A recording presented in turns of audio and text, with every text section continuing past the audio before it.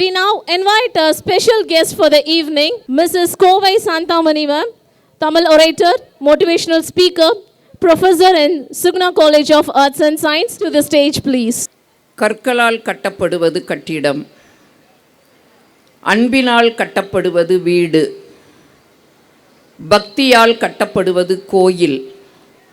அக்கறை மிகுந்தவர்களாலும் மதிப்புறு ஆசிரிய பெருமக்களாலும் மாண்புமிகு மாணவர்களாலும் உருவாக்கப்படுவதுதான் கல்வி நிலையங்கள். அந்த அடிப்படையிலே அக்கறை மிகுந்த இன்று அமரராக இருக்கக்கூடிய ராமச்சந்திரன் ஐயா அவர்களாலும் மதிப்புறு ஆசிரிய பெருமக்களாலும் மாண்புமிகு மாணவ செல்வங்களாலும் எப்படி திருவாரூருக்கு தேரழகு, திருவிடை மருதூருக்கு தெரு அழகு, மன்னார்குடிக்கு மதிலழகு, வேதாரண்யத்துக்கு விளக்கழகு என்று சொல்வார்களோ அதுபோல இந்த பழனி மாவட்டத்திற்கே பேரழகு Sri Ramachandra international secondary school என்று சொன்னால் அது பொய்யாகாது.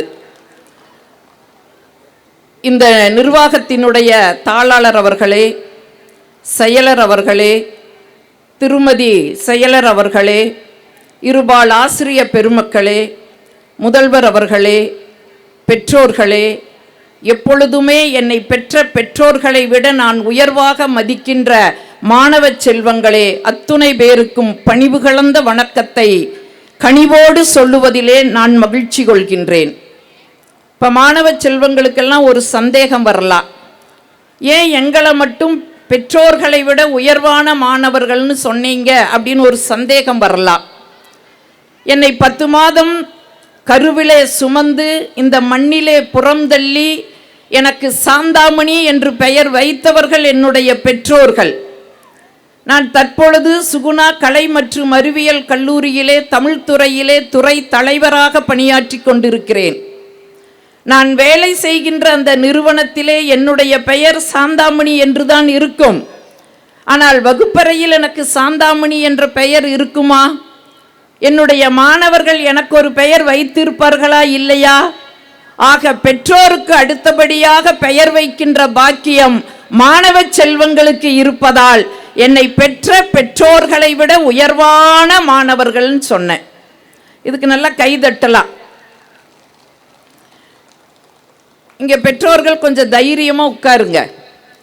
நான் 3 செய்தியை சொல்லிட்டு விடைபெற்றுவேன். ஏன்னா உங்களோட பொறுமையை நான் சோதிக்க விரும்பலை. ஏன்னா ஒரு உரையில் ஒரு கத்தி தான் இருக்கணும். 2 கத்தி இருந்தால் ஆபத்து. ஒரு விழான்னு இருந்தால் ஒரு சிறப்பு விருந்தினர் வருதான் சிறப்பு. அதில் 2 சிறப்பு விருந்தினர் வேற. ஒரு சிறப்பு விருந்தினர் பேச்சை கேட்குறதே கஷ்டம். அதில் இன்னொரு சிறப்பு விருந்தினரோட பேச்சை கேட்குற அந்த பாக்கியத்தை நீங்கள் செஞ்சிட்ருக்கிறீங்க. உங்களுடைய பொறுமையை சோதிக்க மாட்டேன். 3 செய்தி. வகுப்பறைக்கு என்ன ஆற்றல், பெற்றோர்களுக்கு என்ன பங்கு, பிள்ளைகளுடைய கடமை என்ன, இந்த 3 செய்தியை மட்டும் நான் சொல்லிட்டு விடைபெறுகிறேன். பொதுவாக நம்ம என்ன நினச்சிக்கிட்டு இருக்கிறோம், நம்முடைய வாழ்க்கை கருவறையில் தோன்றி கல்லறையில் முடியுதுன்னு நம்ம நினச்சிக்கிட்டு இருக்கிறோம். கிடையவே கிடையாதுங்க. அந்த கருவறைக்கும் கல்லறைக்கும் இடைப்பட்ட காலத்தில் உள்ள வகுப்பறைகள் தான் ஒவ்வொருவருடைய வரலாறுகளையும் தீர்மானம் செய்கிறதுங்கிறத பெற்றோர்களும் தெரிஞ்சுக்கணும், பிள்ளைகளும் தெரிஞ்சுக்கணும், ஆசிரிய பெருமக்களும் தெரிஞ்சுக்கணும். ஏன் இதை நான் ஆணித்தரமாக சொல்கிறேன்னா, இதோ இப்போ உங்கள் முன்னால் நான் நின்றுட்டு இருக்கிறேன்ல, நான் ஒரு ஏழை விவசாயிக்கு தான் மகளாக பிறந்தேன்.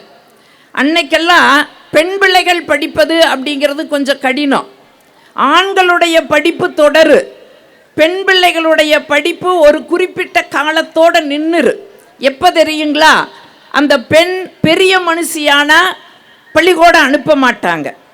என்னுடைய சமுதாயத்திலேயே அப்படிதான். நான் 9வது வரும் பொழுது பெரிய மனுஷி ஆயிட்டேன். உடனே என் படிப்பை எங்கள் அம்மா நிறுத்தணும்னு சொல்லுது. எங்கள் அப்பா சொல்கிறாரு, அவள் ஒருத்தியாவது படிக்கட்டுமாங்கிறாரு.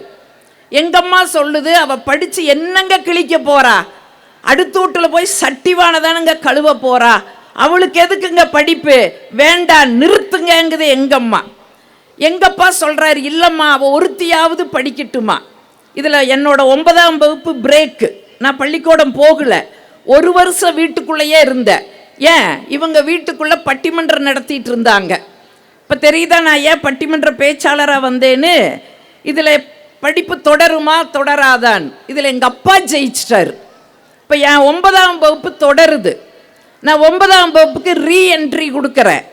8ஆம் வகுப்பு பிள்ளைகள்லாம் வந்து என்னை அக்கா அக்கா அக்கான்னு கூப்பிடுறாங்க. அவமானமாக இருக்குது. இந்த அவமானத்தை தாங்கிட்டு நம்ம படிக்கணுமா அப்படின்னு நான் நினச்ச நாட்கள் உண்டு. ஆனால் என் அப்பா என் கண்ணு முன்னால் வந்து வந்து போனார். ஏன்னா எனக்காக பேசியவர் இல்லையா. இப்போ 9ஆம் வகுப்பு எனக்கு தொடருது. அக்டோபர் 2 காந்தி ஜெயந்தி விழா. எல்லா பள்ளி மாணவர்களுக்கும் இடையில ஒரு பேச்சு போட்டி எங்கள் பள்ளிக்கூடத்தில் நடந்துச்சு. எங்கள் தலைமை ஆசிரியர் சொன்னாங்க, நம்ம பள்ளி சார்பிலையும் ஒருத்தியை பேச வையுங்கன்ட்டாங்க. நாங்கள் பெண்கள் படிக்கிற பள்ளிக்கூடம், அன்னைக்கு ஆண்கள் படிக்கிற பள்ளிக்கூடம் தனியாக இருந்துச்சு. நம்ம பள்ளி சார்பிலையும் ஒருத்தியை பேச வையுங்கன்ட்டாங்க. எங்கள் ஆசிரியர் யோசிக்கவே இல்லை, சாந்தாமணின்னு என் பேரை கொடுத்துட்டாங்க. நான் பதறி போய் சொல்கிறேன், டீச்சர் எனக்கு பேசி பழக்கம் இல்லைங்க, ஐயோ நானெல்லாம் பேச மாட்டேனுங்கன்னு. உடனே எங்கள் டீச்சர் சொல்கிறாங்க, அங்கே உட்காந்துட்டு பேசுகிறீங்களடி, அதை இங்கே வந்து பேசுடிங்கிறாங்க. அங்கே உட்காந்துட்டு பேசுறது ஈஸி, இங்கே வந்து பேசுறது கஷ்டம். இப்போ மாறி போச்சு. இங்கே நின்றுட்டு பேசுறது ஈஸி, உட்கார்ந்து கேட்கறது கஷ்டம். அந்த கஷ்டமான வேலையைத்தான் கிட்டத்தட்ட 3 மணி நேரம் 4 மணி நேரம் நீங்கள் செஞ்சிட்ருக்கிறீங்க. இந்த கஷ்டத்துலேயே ஒரு இஷ்டம் இருக்குங்கிற நம்பிக்கையோடு சொல்கிறேன். அங்கே உட்காந்து பேசுகிறீங்களடி, அது இங்கே வந்து பேசு. சரி, அடுத்தது எப்படி தப்பிக்கலாம்? திரும்ப ஓடி போகிறேன். டீச்சர் எழுதி தரக்க எங்கள் அப்பனாத்தான் படிக்கல டீச்சர், எழுதி தரக்க ஆள் இல்லை டீச்சர். எங்கள் டீச்சர் சொல்கிறாங்க, ஏண்டி கவலைப்படுற, இன்னைக்கு கூகுள் இருக்குது, கூகுளில் போனால் என்ன வேணாலும் நமக்கு கிடைக்கும். ஆனால் அன்னைக்கு அந்த வசதி இல்லை. எங்கள் டீச்சர் சொல்கிறாங்க, ஏண்டி கவலைப்படுற, நான் எழுதி தர்றம்போ. சரி, ஏதோ ஒரு பக்கம் எழுதி கொடுப்பாங்க, மனப்பாடம் பண்ணி பேசிடலான்னா 7 பக்கம் எழுதி தர்றாங்க. என்னோட திறமையை பார்த்துட்டு 7 பக்கம் எழுதி தர்றாங்க. நான் எப்படிப்பட்ட திறமைசாலி தெரியுமா? ஸ்கூல்லையே அவுட்ஸ்டாண்டிங் ஸ்டூடெண்ட் நான் தான். ஸ்கூல்லையே அவுட்ஸ்டாண்டிங் ஸ்டூடெண்ட் நான் தான். எப்படி தெரியுமா? மேக்ஸ் சுட்டு போட்டாலும் வராது. டீச்சர் கேட்பாங்க, மேக்ஸ் போட்டு வந்தையாடி? இல்லைங்க டீச்சர், கெட் அவுட், அவுட்டில் கொண்டு நிறுத்திடுவாங்க. இங்கிலீஷ் வானா வராது, அதனால தான் தமிழ் படிக்கிற கோடுனேன். இங்கிலீஷ் சம்மரி எழுதிட்டு வந்தையாடி? இல்லைங்க டீச்சர், கெட் அவுட். ஆக அவுட்டில் நிற்கிற அவுட்ஸ்டாண்டிங் நான். ஒரு பக்கம் படிக்க முடியாமலே அங்கே போய் நிற்கிறேன். 7 பக்கம் எழுதி தர்றாங்க. எங்கள் அப்பாட்ட ஓடி வந்து சொல்கிறேன், எனக்கு பயமாக இருக்குதுங்கப்பா. எங்கப்பா சொல்கிறாரு, கண்ணு எப்படியாவது மனப்பாடம் பண்ணி பேசியிருக்கண்ணு, இது மான பிரச்சனைங்கிறாரு. ஏதோ இந்தியா பாகிஸ்தான் பார்டர் பிரச்சனை மாதிரி இது மான பிரச்சனை கண்ணு, எப்படியோ பேசு. எப்படி பேசுறது? இன்னைக்கெல்லாம் மின்சாரம் பாருங்க, நீங்கெல்லாம் உட்கார்ந்துருக்கிறதே எனக்கு தெரியல, அவ்வளவு கண்ணு கூசுது, அவ்வளவு பிரகாசம். அன்னைக்கெல்லாம் மின்சாரம் இல்லை. எங்கள் வீடு பனோல குடிசை வீடு, மண்ணெண்ணெய் விளக்கு, சீலை துணியை தான் திரியா போட்டிருப்பாங்க, அதுக்கு கண்ணாடி கூட கிடையாது. அதில் தான் நான் 7 பக்கத்தை மனப்பாடம் பண்ணுறேன். போட்டி நடக்கிற நாள் எல்லா பள்ளிக்கூடத்தில் இருந்து ஆம்பளை பசங்க விரல் விட்டு என்ற மாதிரி 3 பெண் பிள்ளை நான் உட்பட வந்து பேசுகிற ஆம்பளை பசங்களை கையை அப்படி தூக்குறாங்க, காலை இப்படி தூக்குறாங்க. அவங்களோட பாடி லாங்குவேஜை பார்த்து பதறி மறுபடியும் எங்கள் டீச்சர்கிட்ட ஓடுறேன். டீச்சர் இப்போவாது விட்டுருங்க டீச்சர், எனக்கு பயமாக இருக்குது டீச்சர். எங்கள் டீச்சர், ஏய் போடி போய் பேசு, பேசுறது பெருசு இல்லடி, பரிசு வாங்கிட்டு வாங்குறாங்க. இங்கே பேசவே முடியல, பரிசு எப்படி வாங்கிறது? அப்படி இல்லைன்னா பெரம்படிங்கிறாங்க. எவ்வளவு அடி வாங்கியிருக்கிறோம் தெரியுமா நாங்கள்லாம்? என் வயதொத்தவர்களுக்கெல்லாம் தெரியும், அடிப்பாங்க. வீட்டில் வந்து மூச்சே விட மாட்டோம். ஏன்? இவங்களும் போட்டு மொத்துவாங்க. வாத்தியாருக்கே நீ கோபம் பெற வச்சியான்னு இவங்களும் மொத்துவாங்க. அதனால் மூச்சே விட மாட்டேன். எத்தனை அடி வாங்கியிருக்கிறோம் தெரியுமா? உடனே எங்கள் டீச்சர் சொல்கிறாங்க, போடி போய் பேசு. சாந்தாமணி பேரை கூப்பிட்டு விட்டாங்க. இந்த மாதிரி முன்னாடி வந்து இருக்கிற அந்த 750 பிள்ளைங்க முன்னால் பார்த்ததே கிடுகிடுன்னு நடுங்குது. அப்படியே பல்லெல்லாம் தந்தி அடிக்குது. அப்படியே கண்ணை மூடுனேன். என்னெல்லாம் மனப்பாடம் பண்ணிட்டு வந்தனோ அதையெல்லாம் கடன்னு சொல்லிட்டு வந்தேன். அப்படி சொல்லிட்டு வரும் பொழுது இப்படியெல்லாம் நமக்காக அரும் பாடுபட்டு சுதந்திரத்தை வாங்கி கொடுத்த காந்தியடிகளை கோட்சோ என்பவன் சுட்டு கொன்றான்னு சொன்னேன். படக்குன்னு கண்ணை முழிச்சுட்டேன். அந்த கார்னர்லேயே எங்கள் டீச்சர் பெரம்போடு நிற்கிறாங்க. பார்த்தது சப்த நாடியும் நின்று போச்சு. காத்து தான் வந்தது, பேச்சு வரல, என்னால் பேச முடியல. என்ன செய்யறதுன்னு தெரியாம மேடையிலேயே அழுன்னு அழுக ஆரம்பிச்சிட்டேன். உடனே அந்த நடுவர்கள் முடிவு பண்ணாங்க, வாமா வந்து உட்காரு. உட்கார்ந்துட்டேன். முடிவு செஞ்சுட்டேன், பரிசு இல்லை, ஆனால் பெரம்படியிலிருந்து தப்ப முடியாது. அன்னைக்கெல்லாம் அதுக்கு நாங்கள் ஒரு டெக்னிக் வச்சுருப்போம். தலைக்கு மாரியாத்தாளுக்கு எண்ணெய் காப்பு எடுக்கிற மாதிரி எண்ணெய் பூசிட்டு போவோம், கையில் தேய்ச்சிக்குவோம். பெரம்பு படு ஆனால் படாது, வலிக்கும் ஆனால் வலிக்காது. இன்னைக்கெல்லாம் நான் கல்லூரி பேராசிரியர், கூர்ந்து பார்க்குறேன். என் பிள்ளைக்கு தலையில் ஒரு முள்ள தலையிலையும் எண்ணெய் கிடையாது, ஃப்ரீ ஹேர். நான் கேட்பேன், ஏங்கன்னு இதுக்கு ஒரு கிளிப்பு மாட்டிட்டு வரலான்னா அது சொல்லுது, மேடம் நீங்கள் தானே லேட்டாக வந்தால் பின்னுவேன், நீங்கள் பின்னுங்க மேடம் அப்படின்னு தலையை கொடுத்துட்டு உட்காந்துருக்குது. ஒரு நூற்றாண்டில் இதையெல்லாம் நாங்கள் இன்னைக்கு பார்த்துக்கிட்டு இருக்கிறோம். எங்கள் டீச்சர் சொல்கிறாங்க, இப்போ வந்தாச்சு, உட்கார்ந்தாச்சு, அடி வாங்குறதுக்கு நான் தயாராகிட்டேன். பரிசு அறிவிக்கிறாங்க. 3ஆம் பரிசு ஒரு மாணவன், 2ஆம் பரிசு ஒரு மாணவன், முதல் பரிசு சாந்தாமணி. நான் தான் பரவாயில்ல, நீங்கள் நம்பி கைதட்டிட்டீங்க, நான் நம்பல. ஏன், நான் தான் பேச்சையே நிறைவு செய்யலையே, எனக்கு எப்படி பரிசு கொடுத்தாங்கன்னு. அப்போத்தான் அங்கே நடுவராக இருக்கிறவங்க சொல்லுவாங்க, சொல்லி தான் பரிசு கொடுப்பாங்க. இங்கே வந்து பேசி அத்துணை பேரும் அழகாக பேசினார்கள், அறிவுபூர்வமாக பேசினார்கள். 1 மார்க்கு, 1/4 மார்க்கு, அரை மார்க்கில் தான் வித்தியாசத்தில் தான் தோல்வி அடைஞ்சிங்க, கவலைப்படாதீங்க, அடுத்த முறை முயற்சி செய்யுங்கள் அப்படின்னு எல்லாம் சொல்லுவாங்க. அப்படி சொல்லிட்டு அவங்க சொன்னாங்க பாருங்க, சாந்தாமணி பேச்சை நிறைவு செய்யல, சாந்தாமணிக்கு நாங்கள் பரிசு கொடுத்தோம். ஏன் கொடுத்தோம் தெரியுமா? எதனால் கொடுத்தோம் தெரியுமா? இங்கு வந்து பேசிய அத்துணை பேரும் அறிவுபூர்வமாக பேசினார்கள், சாந்தாமணி மட்டும்தான் உணர்ச்சி பூர்வமாக பேசினார்கள். காந்தியடிகளை கோச்சோ என்பவன் சுட்டு கொன்றான் என்று சொல்லும் பொழுது தாங்க முடியாமல் தேம்பி தேம்பி அழுதார்கள். நான் அதுக்கு அழுத, அடுத்த வார்த்தை வரலேன்னு அழுத. அவங்க என்னமோ நான் காந்தியடிகளை சுட்டதனால தாங்க முடியாமல் அழுதன்னு நினச்சி பரிசை கொடுத்தாங்க. இதுவல்ல செய்தி. எங்கள் ஆசிரியர்கள் சொன்னாங்க பாருங்க, ஏய் இந்த பரிசு உனக்கு எப்படி வந்ததோ அதை பற்றியெல்லாம் நீ பெருமைப்பட்டு இருக்காதுடி, உனக்குள்ள ஒரு திறமை இருக்குதுடி, உனக்குள்ள ஒரு மேடை ஆளுமை இருக்குது, எதிர்காலத்தில் இதை நீ சிறப்பாக பயன்படுத்தினேன்னு சொன்னால் சிறந்த பேச்சாளராக வருவேன்னு சொல்லி அன்னைக்கு ஆசிரியர்கள் போட்ட பிச்சை தான் இன்று 3000 மேடைகளை கடந்து நான் பயணப்பட்டு கொண்டு இருக்கிறேன் என்று சொன்னால் நம்புங்க. ஆசிரியர்களை நம்பி ஒப்படையுங்க. ஆசிரியர்களுக்கு மட்டும்தான் தெரியும் ஒரு பிள்ளைக்குள்ள என்ன ஆற்றல் இருக்குதுங்கிறதே ஆசிரியருக்கு மட்டும்தான் தெரியும். நீங்கள் பெற்றோர்கள் செய்ய வேண்டியதெல்லாம் ஒரே ஒரு இதுதான். தயவு செய்து நான் சொல்கிறேன், உங்கள் பிள்ளைகளை நீங்கள் ஊக்கப்படுத்துங்க, உற்சாகப்படுத்துங்க, நேர்மறை எண்ணங்களை விதையுங்க உங்கள் பிள்ளைகளுக்குள்ள. இங்கே ஒன்றும் இல்லை, கல்கத்தாவில் குதிரை வண்டியில் ஒரு பையன் போவான். அந்த குதிரை வண்டிக்காரர் சாட்டையை வச்சு அந்த சக்கரத்தில் டட்டுன்னு அடிப்பார். அந்த குழந்தைக்கு ரொம்ப பிடிக்கும். ஒரு நாள் வகுப்பறையில் ஆசிரியர் கேட்குறாங்க, நீ என்னவா வரணும்னு நினைக்கிறீங்கன்னு ஒவ்வொருத்தரையும் கேட்கும்போது ஒவ்வொருத்தர் டாக்டர், என்ஜினியர், அது இதுங்கிறாங்க. இந்த குதிரை வண்டியில் வர்ற பையன் மட்டும் சொல்லுது, நான் குதிரை வண்டிக்காரனா வரணும்னு. உடனே ஆசிரியர் சொல்கிறாங்க, குதிரை வண்டிக்காரனா வர்றக்கு படிக்க வேண்டிய அவசியம் இல்லையப்பா, நீ வீட்டில் போய் அம்மா கிட்ட கேட்டுட்டு நாளைக்கு வந்து என்கிட்ட சொல்லுங்கிறாங்க. அந்த பையன் சோகமாக வீட்டுக்கு வருது. அம்மா கேட்குறாங்க, ஏப்பா சோகமாக வர்றேன்? அம்மா இன்னைக்கு வகுப்பில் ஆசிரியர் இப்படி கேட்டாங்கம்மா, நான் இந்த மாதிரி பதில் சொன்னேனம்மா, தப்பாம்மா, நான் குதிரை வண்டிக்காரனா வரணும்னு சொன்னது தப்பாமான்னு அந்த பையன் கேட்டா. உடனே அம்மா சொன்னாங்க, தப்பே கிடையாது கண்ணு, நீ குதிரை வண்டிக்காரனா வரணும், அவ்வளவுதானே, வா, நான் சொல்கிற குதிரை வண்டிக்காரனா நீ வருவையான்னு கேட்டாங்க. அந்த பையன் ஓன்னு சொன்னான். கையை பிடிச்சி கூப்பிட்டு வந்து அந்த அம்மா ஒரு படத்தை காமிச்சாங்க. அப்படியே அர்ஜுனன் காண்டீபம் ஏந்தி நிற்க கண்ண பரமாத்மா தேரோட்டுவது போல் உள்ள அந்த படத்தை காமிச்சு, இந்த மாதிரி தேரோட்டியா நீ வருவையா அப்படின்னு அந்த அம்மா கேட்டாங்க. அந்த பையன் சொன்னான், ஓ வருவேன்னு சொன்னான். அப்படி சொன்ன பையன்தான் பிற்காலத்திலே நம்முடைய இந்து மதத்தை உலகம் முழுவதும் கொண்டு சேர்த்த சுவாமி விவேகானந்தர் என்று சொன்னால், பிள்ளைகளுக்கு நேர்மறை எண்ணங்களை விதையுங்கள். தயவு செய்து அடுத்த பிள்ளைகளோடு ஒப்பிடாதீர்கள். நான் பெற்றோர்களுக்கு மன்றாடி கேட்டுக்கிறேன், அடுத்த பிள்ளைகளோடு ஒப்பிடாதீர்கள். நான் ஒன்று கேட்குறேன், பெற்றோர்கள் வந்திருக்கிறீங்க, ஏங்க என்னைய எங்க கணவர் இன்னொரு பெண்ணோடு ஒப்பிட்டு ஏதாச்சும் சொன்னா எனக்கு கோபம் வருமா வராதா?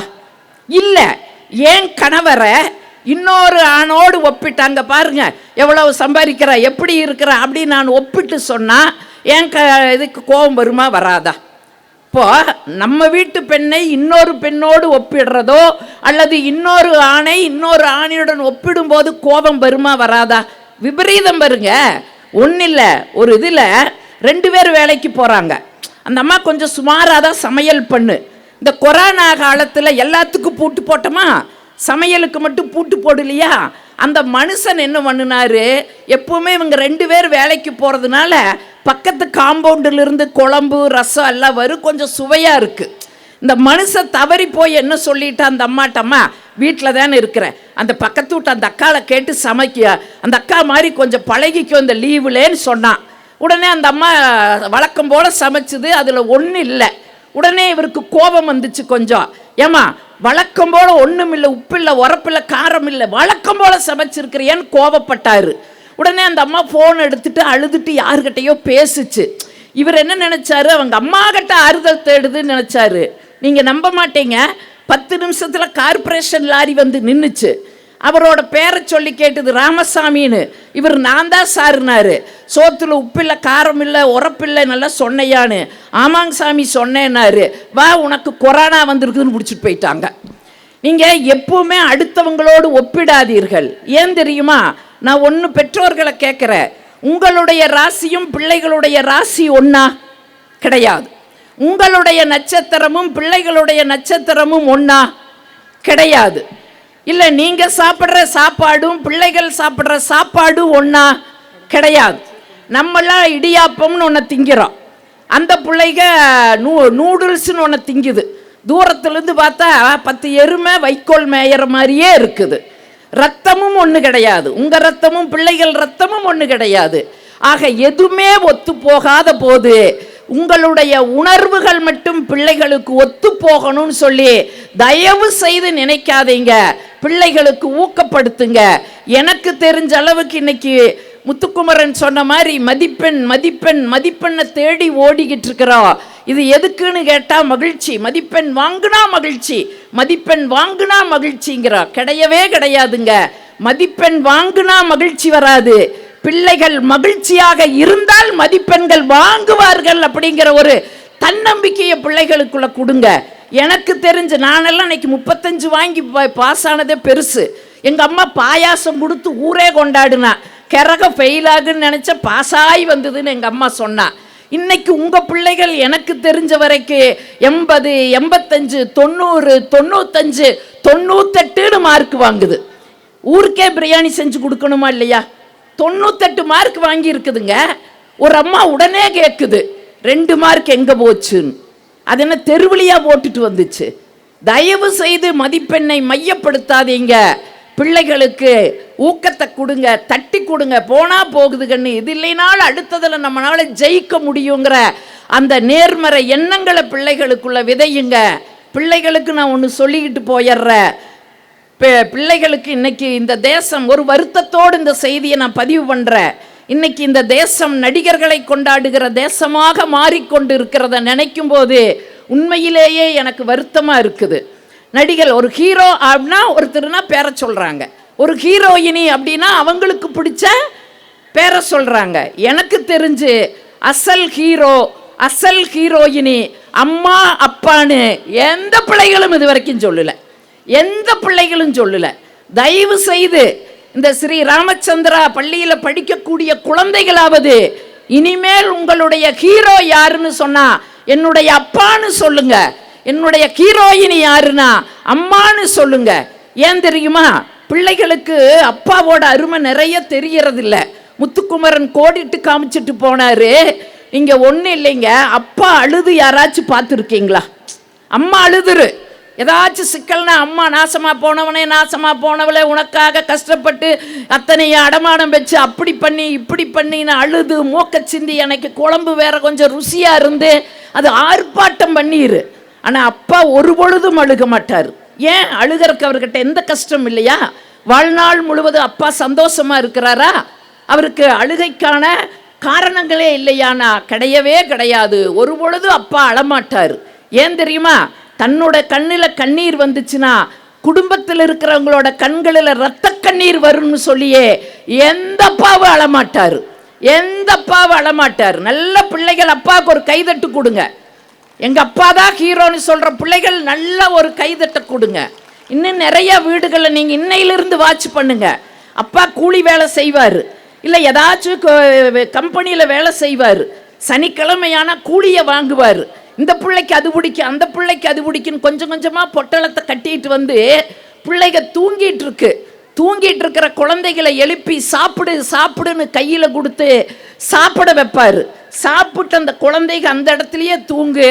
அப்படியே அப்பா அந்த குழந்தைங்க முகத்தை பார்த்து தலையில் ஒரு கையை வச்சு தடவி விடுவார். பாருங்க, உலகத்திலே எந்த இராணுவமும் தராத பாதுகாப்பை அந்த தந்தையினுடைய கரங்கள் தான் ஒவ்வொரு பிள்ளைகளுக்கும் தருகிறது என்று சொன்னால், அதனால் தான் நான் முத்துக்குமாருங்கிற ஒரு கவிஞன் எழுதுனா சாமி தெரியலேன்னு சொன்னேன்.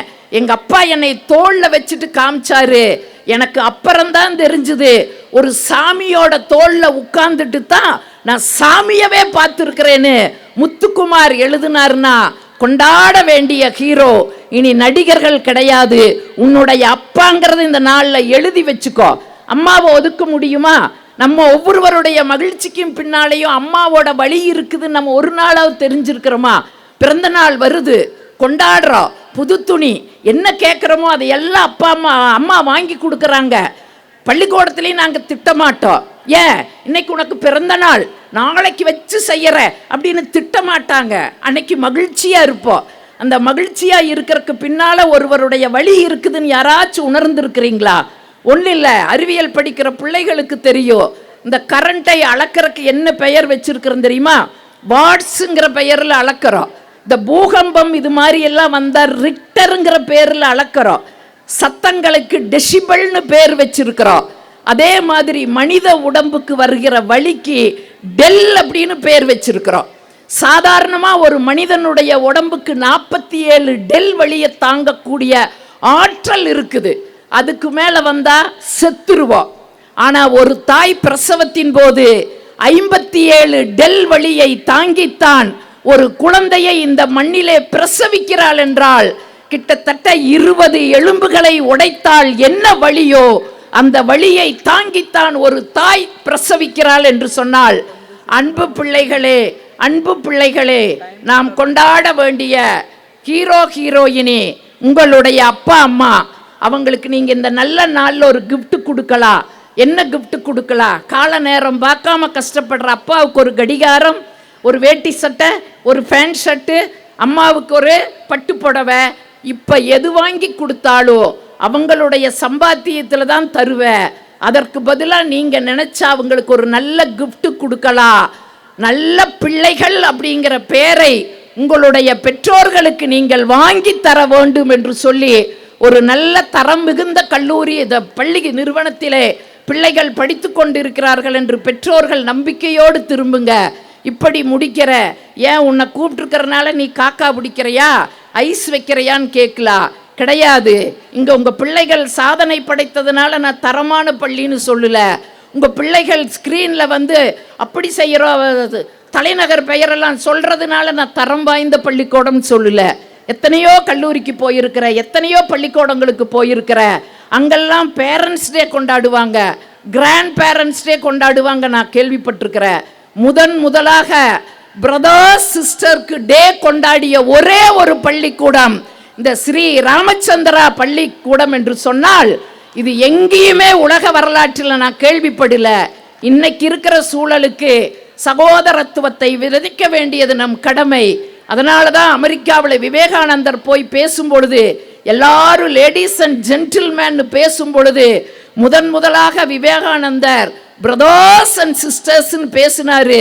1 மணி நேரம் கைதட்டுனாங்கன்னா இன்னைக்கு இருக்கிற சூழலிலே அந்த சகோதரத்துவம் வளர்ந்தால் பாலியல் வன்கொடுமை இந்த மண்ணில் நிகழாது. அது மறைக்கப்பட்டிருப்பதால் தான் இத்தனை கொடுமைகளுக்கும் நாம் ஆளாய் கொண்டிருக்கிறோம் என்றால் உண்மையிலேயே ஒரு தரம் வாய்ந்த பள்ளியில் உங்கள் பிள்ளைகள் படிக்கிறார்கள். ஊக்கப்படுத்துங்கள், உற்சாகப்படுத்துங்கள், அவர்களுக்கு ஒரு மகிழ்ச்சியான சூழலை உருவாக்கி கொடுங்கள்.